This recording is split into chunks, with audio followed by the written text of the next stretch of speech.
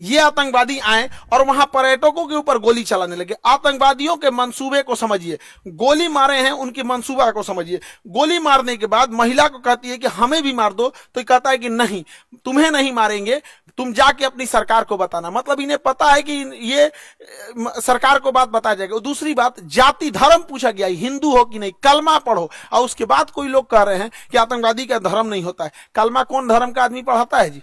हाँ, इतनों में आंख नहीं खुल रहा है यहाँ पे। एकदम शर्म लिहाज घोल के पी गए हैं, किसी के सामने निहत्थे को मार दिए हैं। इससे कश्मीर में जो सबसे बड़ी समस्या आएगी, हम लोगों को जब धारा 370 हटा था तो 5 साल लग गए ये चीजों को नॉर्मल पटरी पे लाते हुए। उसको 5 मिनट में सब रौंद के चला गया। अब कौन पर्यटक वहां जाएगा? पर्यटक जिनके पास ज्यादा पैसे होते हैं वही लोग। गरीब आदमी का मतलब पर्यटन मतलब कौन सी होता है? ननिहाल चल जाता है, पर्यटन मतलब हो गया, नानी के घर घूम लिया, हो गया, पर्यटन हो गया है। लेकिन ये लोग जो जा रहे थे भारत के अन्य हिस्सों से, अभी उन पे क्या बीतेगी? पूरा मनोबल तोड़ के रख दिया। ये सब अपने मंसूबे में कामयाब हो रहे हैं। इससे क्या होगा बताइए? पहलगांव में ना कोई फैक्ट्री है, ना कोई इंडस्ट्री है, कुछ है ही नहीं है। पर्यटन से ही इनकम होता है। तो इन लोग की इनकम डूबेगी। जब इनकम डूबेगी गरीबी आएगी, गरीबी आएगी अनएम्प्लॉयमेंट बढ़ेगा। और यही पाकिस्तान चाहता है। और इस हमले के बाद केंद्र सरकार एगो सर्जिकल स्ट्राइक करेगी। देखो, सर्जिकल स्ट्राइक जरूरी है, लेकिन सर्जिकल स्ट्राइक कोई इलाज नहीं है। सर्जिकल स्ट्राइक हमेशा सेना करते रहती है। 50 गो आतंकवादी मार देंगे तो क्या भरपाई हो जाएगा? हमारे 28 मासूम लोग मारे गए, इसकी भरपाई 50 गो सैनिक। 50 गो मतलब क्या होता है? पाकिस्तानी एगो मिलकर 50 गो जन्म दे देगा।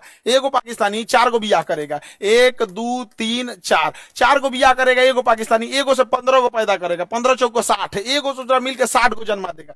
जन्म लेने में क्या जाता है?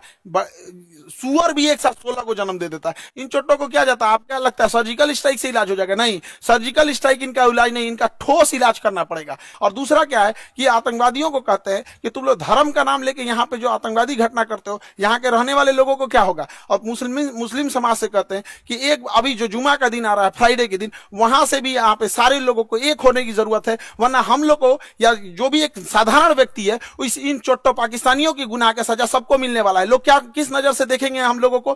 क्या तरीका है यहाँ पर? तो हम लोगों को भी खड़े होने की जरूरत है। जब इजराइल में हुआ था, इजराइल में गाजा में जो हुआ था, छोटे बच्चे को मारा गया था, वो भी गलत था। यहाँ जो हुआ ये भी गलत है। उसके लिए खड़े हुए थे तो इसके लिए भी खड़े होना पड़ेगा यहाँ, तब देश होगा। वरना कितना बुरा कलंक पोत के चला गया है पाकिस्तान के। 2 लौंडे आए, सब यहाँ गोली चला के चले गए।